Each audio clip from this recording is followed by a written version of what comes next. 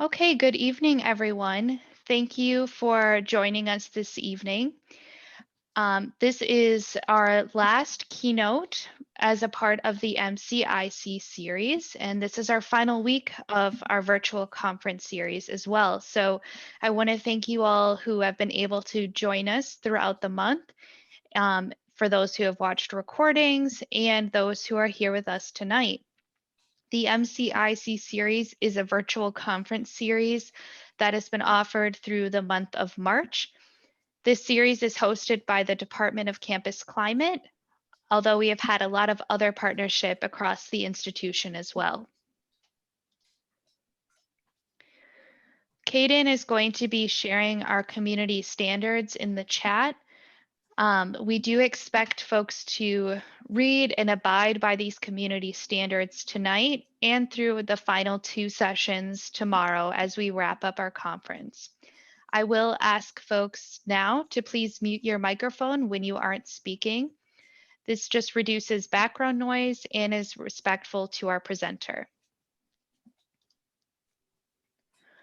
Closed captioning is available for all sessions during the MCIC series.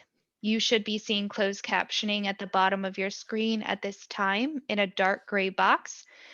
If you do not see this, please look for the CC or More button in your Zoom panel and click View Live Transcript. If you have any technical difficulties, please message us in the Zoom chat.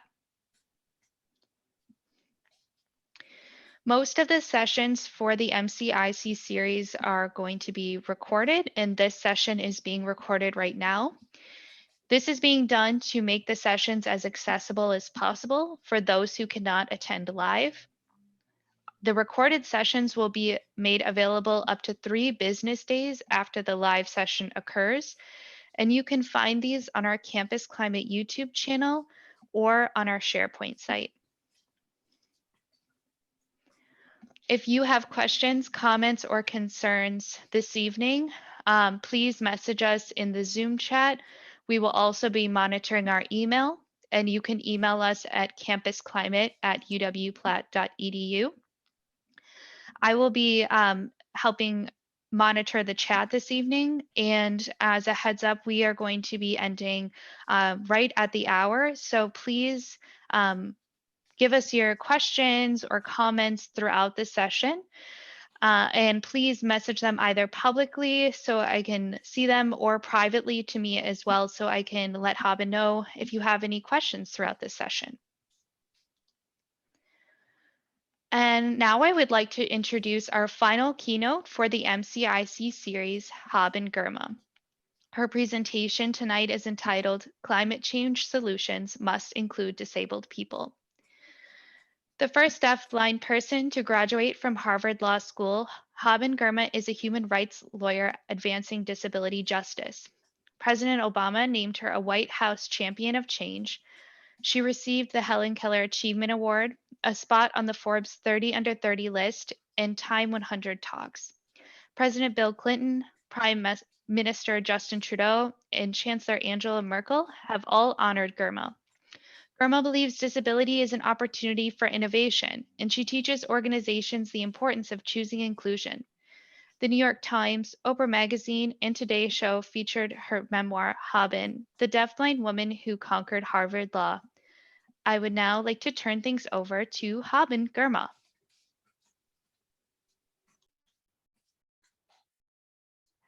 Thank you. Hello, everyone. This is Haben Girma speaking. A lot of people wonder, how do you speak if you're deafblind? So I'm going to start with that so we all understand how communication is working. The deafblind community is incredibly diverse. There's so many different ways to express yourself. Voice, sign, writing, assistive devices. There are many communities where certain voices are not valued because of an accent, because someone uses sign language, because someone has a high frequency voice. And that's not right. So we need to work to create a community where all voices are valued. I'm speaking with my own voice. To receive information, I'm using a Braille computer. I'm holding up the device. There's Braille along the bottom, and I run my fingers over the dots to feel the letters. During the Q&A, when Emily speaks, a typist will be typing what's being said. I'll read it in Braille and respond by voice. My favorite part of presentations is Q&A, getting to hear what people are curious about, what people connected with. So while I'm speaking, feel free to type in questions in the chat. And in the middle of the presentation, I'm going to stop and ask to hear some of the questions and how people are doing, and also at the end. So you don't have to wait for me to stop speaking. You can send the questions and comments in whenever you want. I graduated from Harvard Law School, and I was the first deaf-blind student at Harvard Law School. People ask, how did you do that with your disability? My biggest barrier has never been my disability. My biggest barrier is ableism. Ableism is the widespread assumption that disabled people are inferior to non-disabled people. It comes up in our schools, in government policies, at workplaces, and unfortunately, it also comes up in social justice spaces.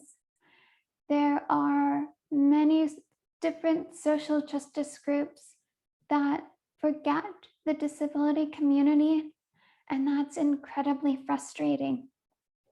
I've noticed in the climate space that disabled people and inclusion and accessibility is often overlooked. There are accommodations disabled people need that are shamed and laughed at. I'll give some examples. Peeled oranges are helpful and useful for people with limited hand and finger mobility to help get nutrition and access to fresh fruit. And that accommodation was shamed as being not good for the environment. Disabled people who needed straws were also shamed and harassed for their needs, for being disabled. It does not have to be a conflict. Social justice groups need to include disability. We need inclusive, accessible climate solutions. All of us live on this planet. We all deserve an accessible future. A lot of people don't understand ableism. So first and foremost, I want more people to understand ableism. When I was growing up, many people in the Ethiopian and Eritrean communities would say, oh, poor thing, she'll never go to school, she'll never get a job. That's ableism, assuming disabled people are incompetent, assuming we don't have a place in the future of our planet.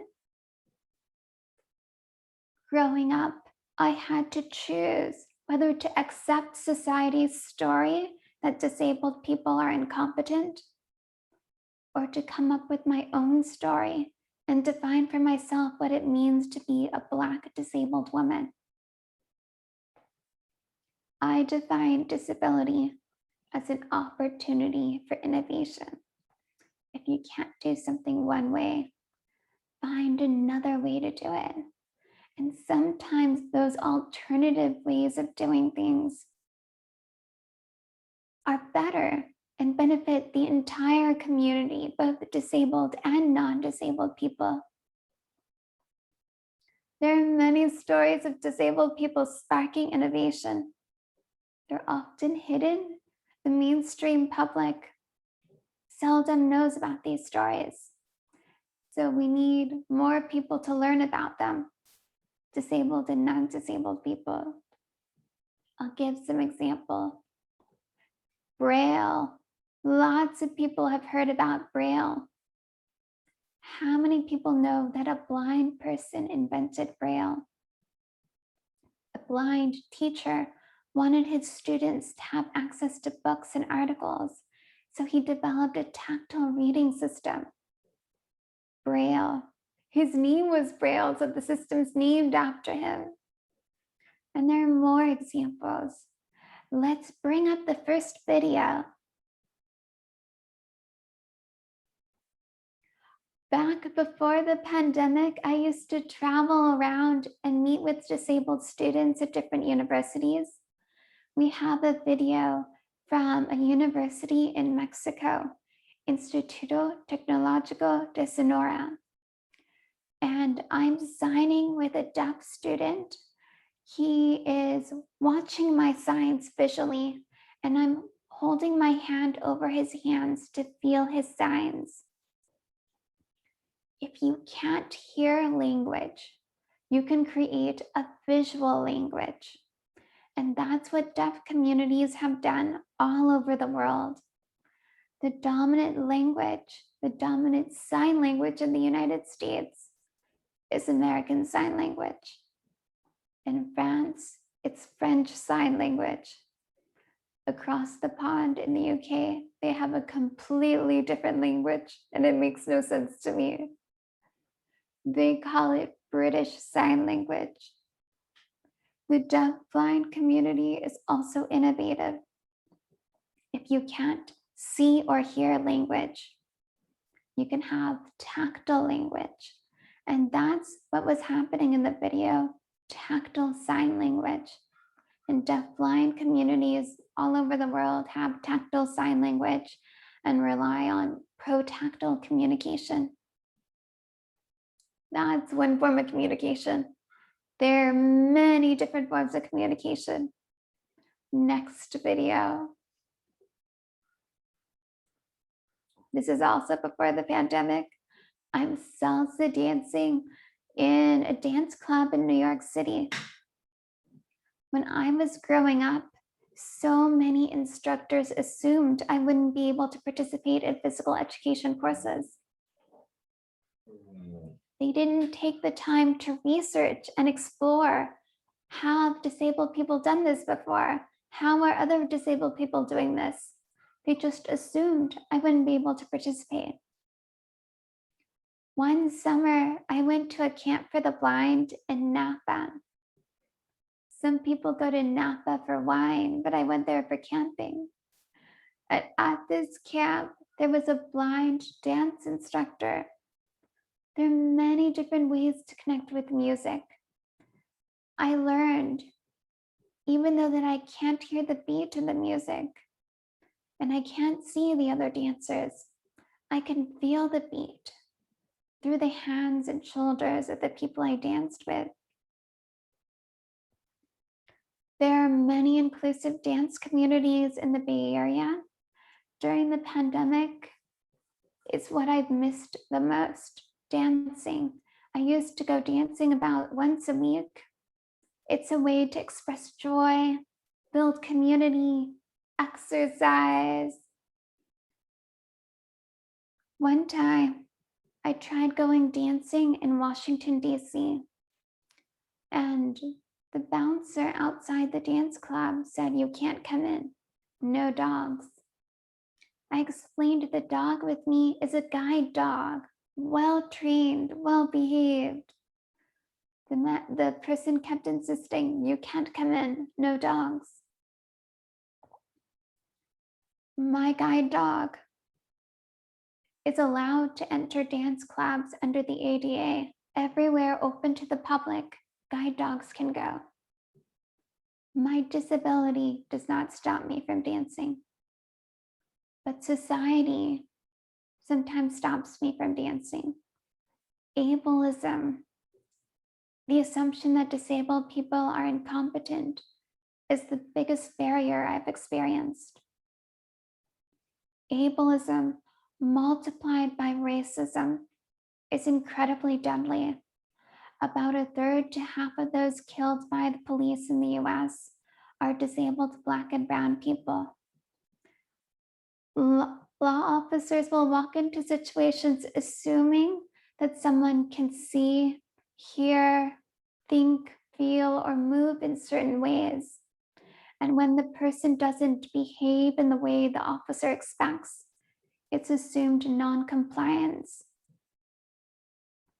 Racism multiplied by ableism is incredibly deadly. A lot of people still don't understand ableism, and I want more people to understand, especially those in the social justice space. If you're working on racial justice, include disability, understand ableism. If you're working on climate solutions, include disabled people. We are part of the future. Disability communities also sometimes ignore climate change or ignore racism. And I was once part of an organization that I was once part of a disability organization that did not want to address racism. I explained the intersection between disability and racism, and they kept insisting, we are a disability organization. We focus on disability issues. After that, I had to leave the organization. That's not a unique story. Unfortunately, that happens a lot. So we need more organizations aware of intersectionality. You can't advocate for just one group. No one's going to be free if someone's still left behind. Whenever I've been successful, it's because someone in the community is doing the work to remove barriers. One of my favorite examples was a high school teacher in the Bay Area. The Bay Area has been a leader in the disability rights movement for a long time. And one of the reasons I've had more access than most disabled students is because I grew up in the Bay Area. When I was in high school in Oakland, a teacher approached me and asked, would you like to try surfing? And I thought to myself, how could a blind person surf? I had never heard of a blind person surfing. At that time, I didn't even know any Black women who surfed. But I told the teacher, sure, let's give it a try. So she introduced me to a program in Santa Cruz called Ride a Wave that takes students with disabilities surfing.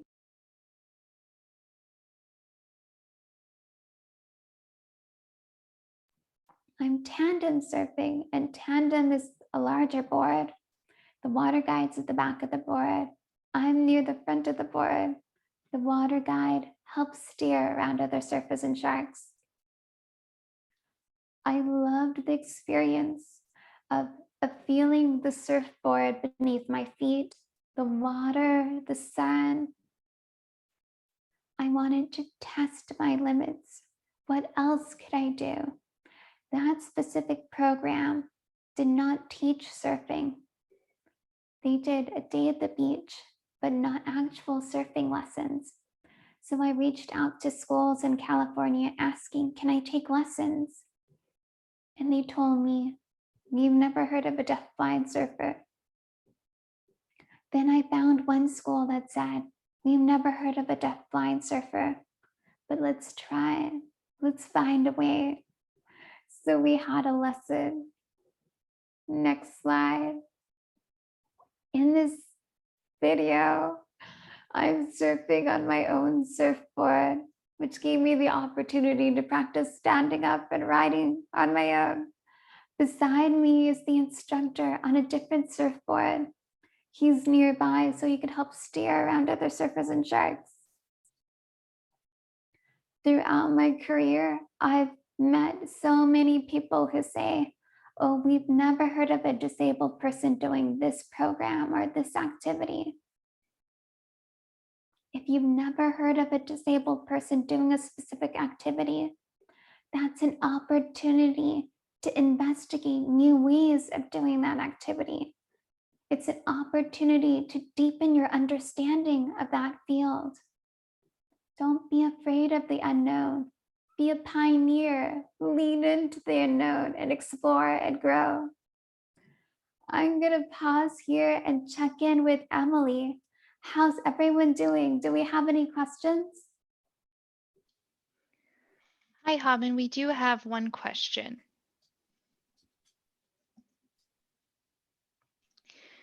The question is, can you please share some of the social justice organizations that do address intersectionality?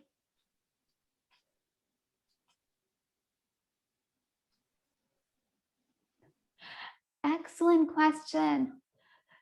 More and more are starting to do that.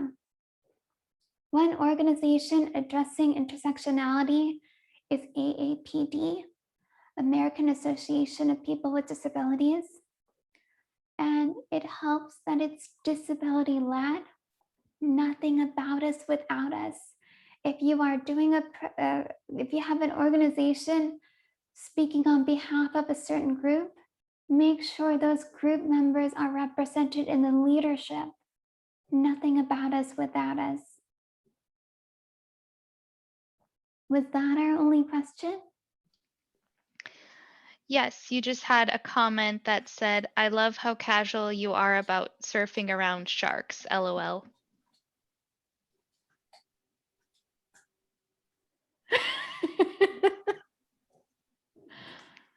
When this pandemic is all over, I'm going to the beach and I'm going to go surfing and paddleboarding. And I hope other people are able to get exercise and enjoy the outdoors and the planet we have. I'll continue with my presentation. And just a reminder to everyone that you're welcome to send in questions and comments. I'll check in again near the end of the presentation. I grew up in the San Francisco Bay Area. I was not born an advocate. I came to advocacy slowly over time. It's a sighted hearing world. It feels like it wasn't designed for people like me. So I found myself constantly having to advocate, even when I wasn't ready, when I wasn't old enough to be an advocate. I went to college at Lewis and Clark in Portland, Oregon. Everything at Lewis and Clark was called Pioneers. The football team was the Pioneers. The newspaper is the Pioneer Log. The shuttle was the Pioneer Express. I thought maybe this would be a place that celebrates the unknown and would allow me to pioneer my way through the unknown.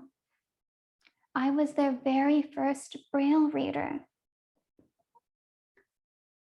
They invested in a Braille printer, purchased Braille translation software, trained one of their reading specialists to produce Braille so that I could have all my coursework in Braille. That's actually unusual.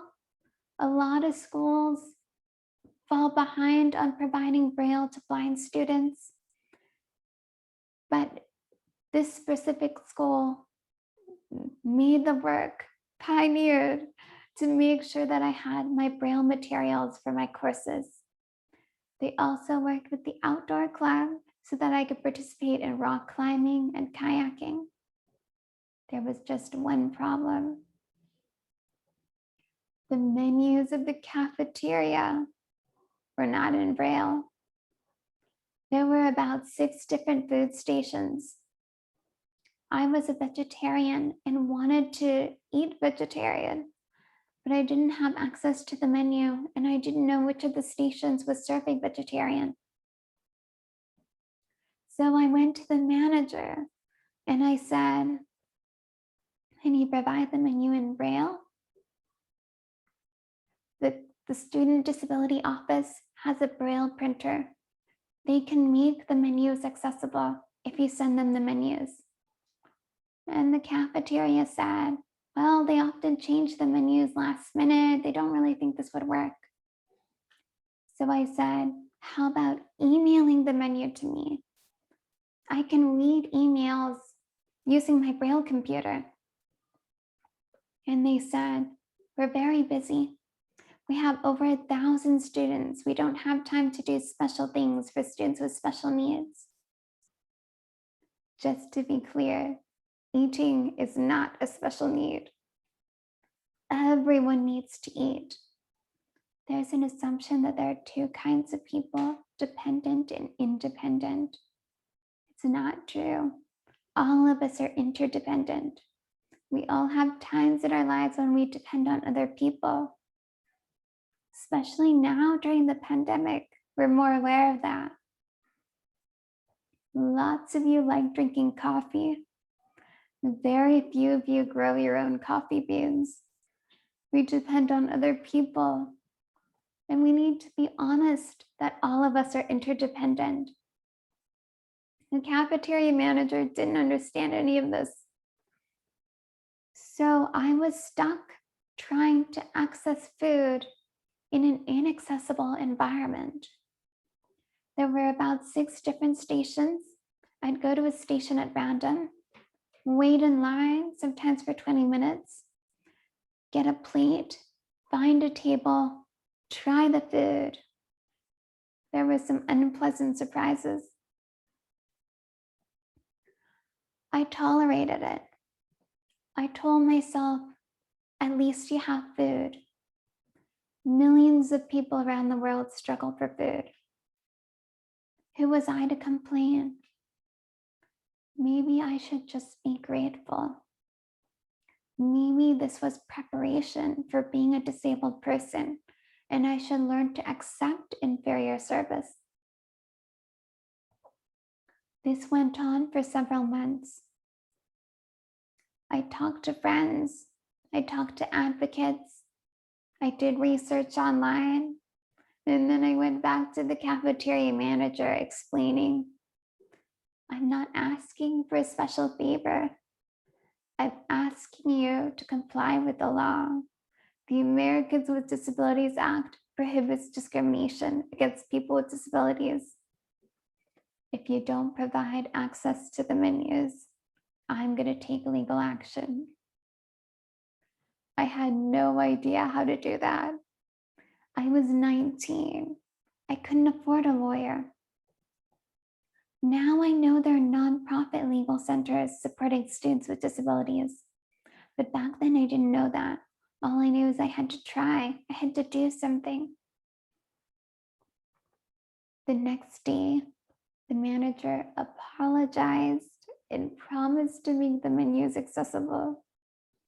He started emailing the menus. Through email, I can use my Braille computer. If the email said, station for cheese tortellini, I could use my white cane to navigate directly to station 4. Life became delicious. The next year, a new blind student came to the college, and he had immediate access to the menus. That taught me when I advocate, it helps all the people who come after me.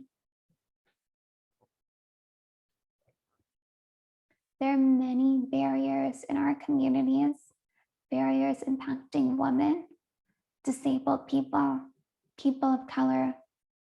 And sometimes we tell ourselves, oh, just deal with it, just put up with it. Those small barriers add up. When you take the time to address a small barrier, you build up the skills to master the larger obstacles. The experience at Lewis and Clark inspired me to be an advocate for the entire disability community. I started looking into ways to build out my advocacy skills, like going to law school. Harvard Law told me they'd never had a deafblind student before. I told them I've never been to Harvard Law School before. We engaged in an interactive process to find solutions and make it work. There have been many, many programs and schools that have told me we've never had a deafblind student and therefore don't bother applying here. You're not going to survive here. Don't bother. That is the most common message most disabled people receive. The fact that Harvard was willing to engage and find solutions was very unique and new for Harvard. For most of its history, Harvard excluded people like me. Helen Keller, the famous deafblind woman, wanted to go to Harvard. Back then, Harvard only admitted men. Her disability didn't hold her back. Her gender. It was Harvard that chose to exclude women. Over time, the community changed and opened its doors to women, people of color, and disabled people. We've come a long way since Helen Keller's time, but there's still a long way to go. Even at Harvard, there's still a long way to go. The biggest barrier for me at Harvard was ableism. During my first semester, I attended a networking event. The university brought in lawyers from the Boston community to meet with students and talk to us about summer jobs. I was standing by a table in the middle of the room. My Braille computer was on the table. My guide dog was on the floor.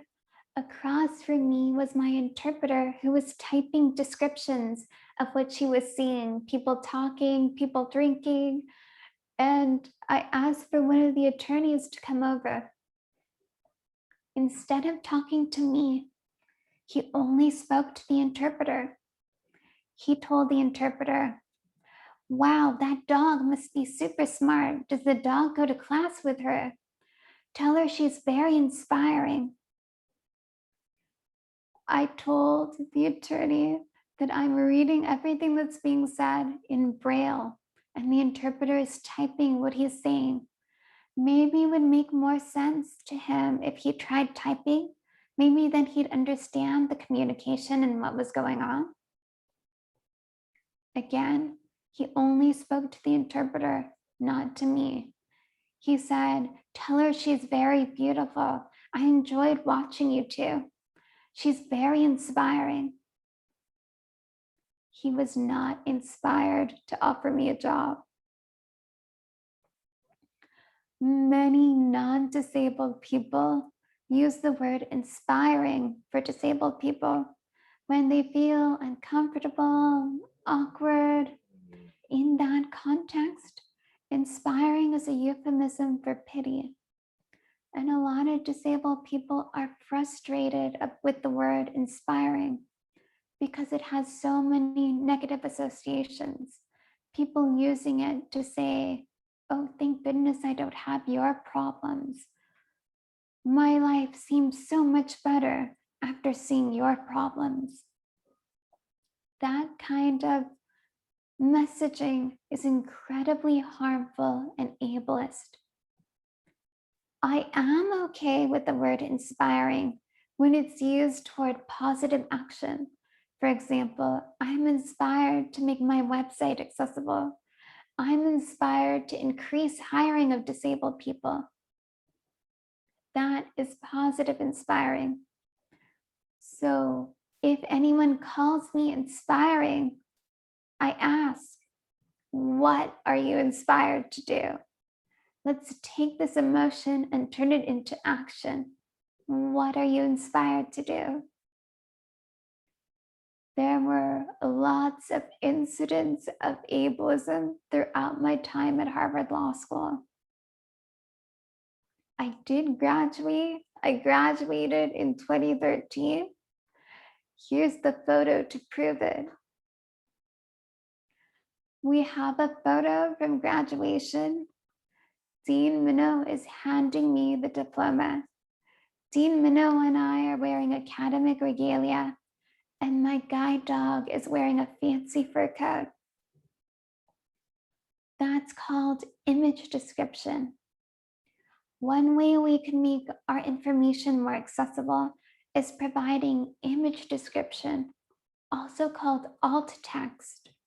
When we post photos online, on websites, on apps, on social media, Twitter has a feature that allows you to add alt text image description to a photo, and you have 1,000 characters to do it. So it won't impact the mean word count, the character count for the main body of your tweet. A lot of advocacy, social justice work, climate work is happening online. And online information needs to be accessible, especially now during the pandemic. We need digital information to be accessible. Image description is one way to do it. Add captions to videos, transcripts to videos. Those are some of the things we can do to make our online information accessible. If you know someone who's building or updating a website, tell them about the Web Content Accessibility Guidelines. And for apps, there's Android and iOS accessibility guidelines. Let's make all digital information accessible. Sometimes you will encounter stubborn, difficult people who say, why bother? Who cares? What's in it for me? And there's some arguments you can use to help communicate with such people. Next slide. One of the arguments you can use is tell them they'll reach more people. There are over 61 million Americans with disabilities. And around the world, there are over 1 billion disabled people. That's a huge audience, huge market. So when organizations, schools, companies prioritize accessibility, they grow their audience. And if it's a for-profit company, that also means more revenue when you invest in accessibility. Another argument you can use is accessible content, digital accessible content is more discoverable and will reach more people. When you add image descriptions or alt text to photos online, when you add captions and transcripts to videos, more text is associated with your content. Search engine optimization. More people, disabled and non-disabled, will find your content. It'll be more discoverable. Another argument you can use, disability drives innovation. There are many, many stories throughout history of disability sparking innovation. You could share some of these stories. I'll give an example. In the 60s and 70s, disabled people in Berkeley, California, advocated for sidewalk accessibility. And the city installed curb cuts. Those are the ramps at the end of sidewalks. And that increased freedom and mobility for wheelchair users. Parents pushing strollers also really appreciated the curb cuts. Travelers with luggage appreciated the curb cuts. Kids with skateboards loved the curb cuts. And now in 2021, autonomous delivery robots are benefiting from these curb cuts. Back in the 60s and 70s, I doubt the city of Berkeley imagined autonomous delivery robots using their curb cuts. When you invest in a disability challenge, you will benefit the community in ways you've never imagined. I'll give another example. One of the fathers of the internet is Vint Cerf. He's deaf, hard of hearing. Before the internet existed as we know it today, deaf people struggled to communicate long distance. We didn't have access to telephones. He built one of the earliest email protocols. And through email, deaf people can communicate long distance. Guess who else likes using email? Hearing people. Lots of hearing people use email. When you invest in a disability challenge, you could end up building the next big thing, like email. So if you encounter someone who doesn't understand why accessibility is important, you could share some of these arguments. Tell them they'll reach more people. Their content will be more discoverable, and they'll drive innovation. If the stubborn person is still not convinced, tell them about legal requirements. Organizations are required to be accessible under various civil rights laws, including the Americans with Disabilities Act. It applies to universities as well. Litigation is expensive and time-consuming. It's much, much easier to choose inclusion rather than dealing with lawyers. I've talked about digital accessibility. I'm going to share a short video that gives an example of how a blind person might use a computer or app. Next slide.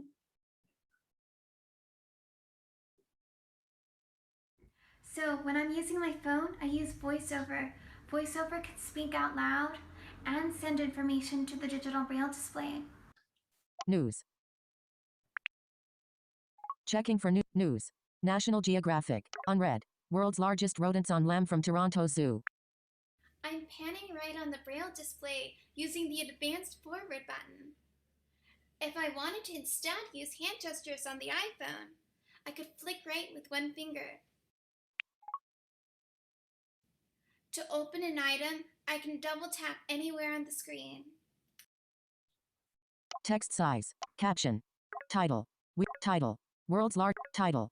After escaping from the High Park Zoo in Canada, 2 capybaras have eluded capture by Jason Biddle. Published June 9. Most people do their best to avoid rodents of unusual size. But after a pair of capybaras escaped from Toronto's High Park Zoo on May alert. Gordon. Hi, I'm at the door sushi, pot of food, fish cake with swirl design.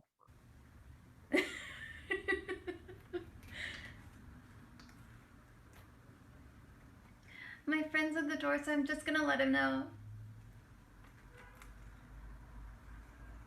Close. Button. Reply. Button. Messages notification.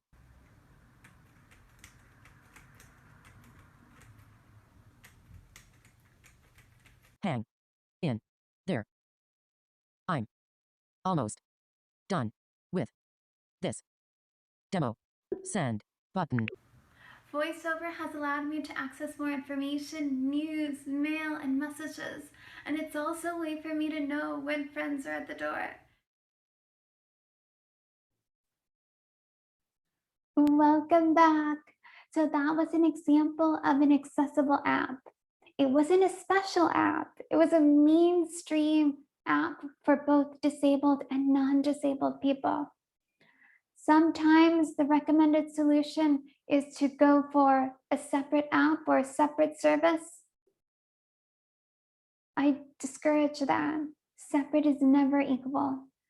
You might start off with good intentions, but down the line, the separate service ends up getting fewer updates, fewer resources, and that's not equal.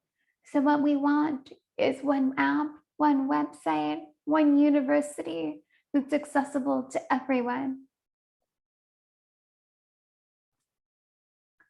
I live in California, and there have been so many fires and so much smoke. Disabled people are probably some of the most vulnerable people when it comes to the effects of climate change. There are lots of people working on solutions, but ableism is seeping into many of the solutions. My hope is that teaching more people about ableism will give us a safer and more accessible future. Can we turn to the last slide? I wrote a book called Haben, the Deafblind Woman Who Conquered Harvard Law. I wanted to use my personal stories to introduce people to ableism and how ableism comes up in different situations, at schools, at the workplace. And the more people understand ableism, the more we can call it out and remove it from our communities. Emily, can you come back on screen? Any questions?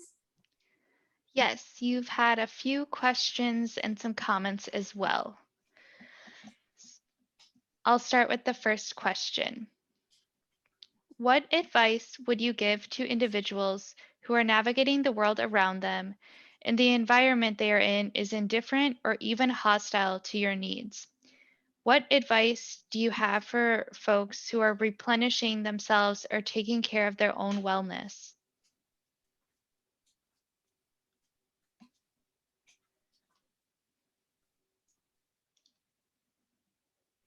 For me, the best resource has been the disability community. It helps to be able to reach out to other disabled people and ask, how do you deal with these situations? What have you done when you've been in this type of situation? And there are many people who've gone through that situation and can give expertise, support, a sense of community, and that helps me gain strength and energy to keep advocating and dismantle barriers. Thank you. This next person has a comment and a question, so I'm going to share the comment first. I stayed at a hotel next to where you were surfing in Santa Cruz, and I was afraid to try surfing at the time because I thought I would fail. Now I want to return to that spot and surf for my first time.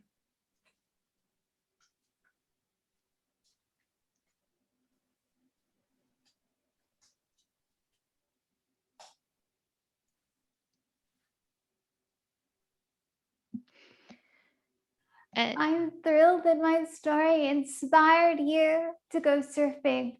I love Santa Cruz and I spend so much of my time in front of the computer.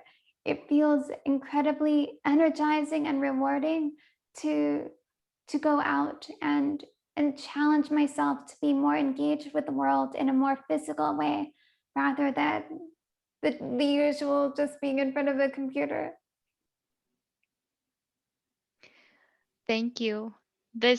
So they asked as well, was there ever a time where you felt like I can't do this? If so, how did you persevere?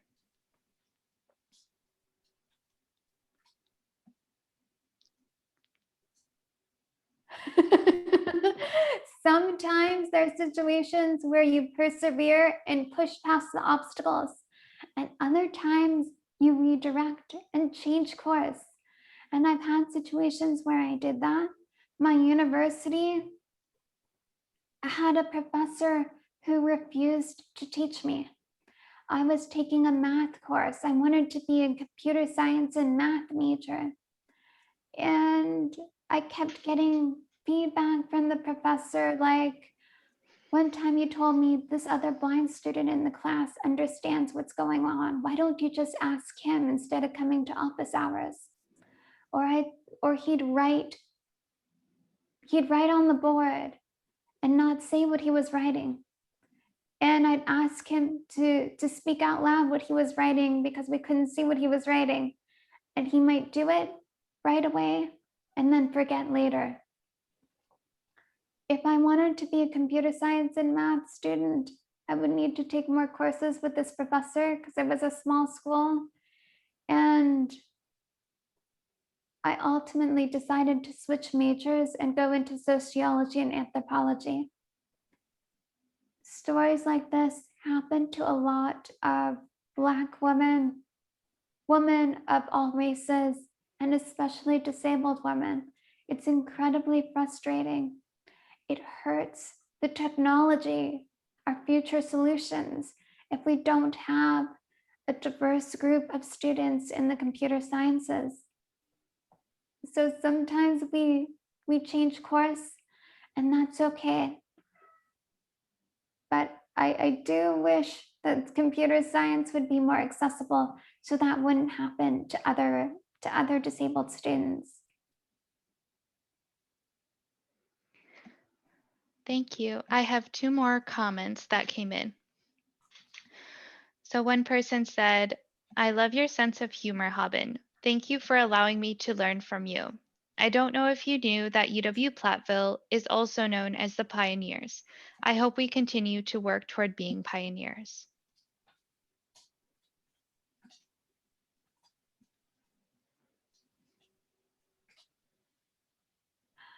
I learned that today, actually. And when I learned that, I wondered, hey, have you asked disabled students how do they feel?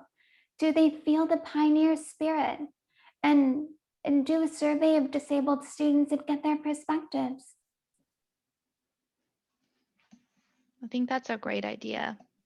And the last comment that I have, and I would like to invite folks who have any last minute comments or questions to please do so now. The comment is, that was a great suggestion about enabling alt text on Instagram, Twitter, Facebook, etc. We should make sure that all UW-Platteville's accounts are doing that.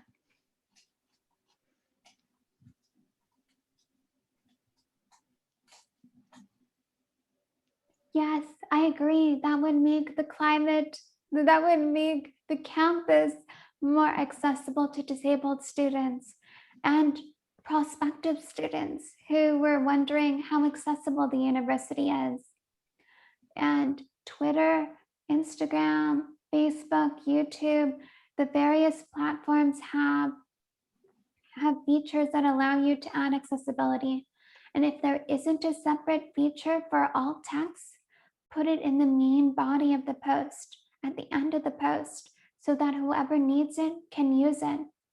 I've also had many sighted people say they've noticed things in my photos after reading the image description. Maybe they didn't see it the first time, but after reading the image description, they noticed it. So there are benefits to sighted people as well.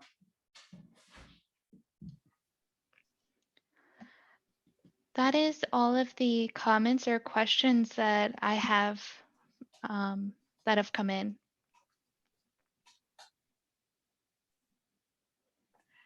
Excellent.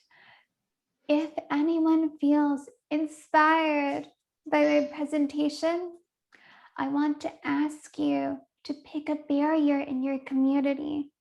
It could be at the university, it could be your community outside the university. Pick a barrier and commit to helping to do the work to remove that barrier so your community can be more inclusive. All of us have the ability to address ableism and make our communities more inclusive. And I hope you'll join me in doing so.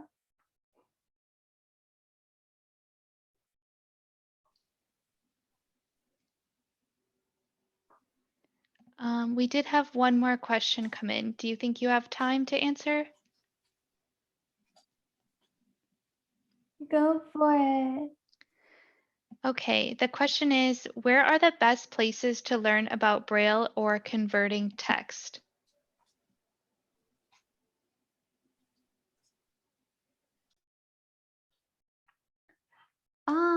So I'm not sure what's meant by convert text, but for those who want to learn Braille, the Hadley School has a distant learning program for Braille.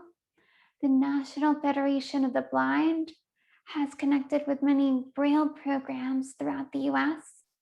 So those are 2 resources for learning Braille. Great. Thank you so much. You're welcome. Is there anything else you want to share before we close out tonight?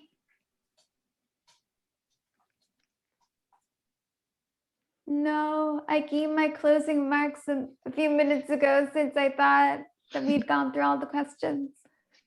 Okay. Well, I want to thank you so much for being here. I know that we've really appreciated having you, especially as our closing keynote. There's a lot of emojis happening right now of silent claps. So thank you so much for taking your time and being with us here tonight. I hope that everyone has a good rest of your evening, and thank you for engaging in this conference series. Have a great night, You're everyone. welcome. Bye, everyone. Bye.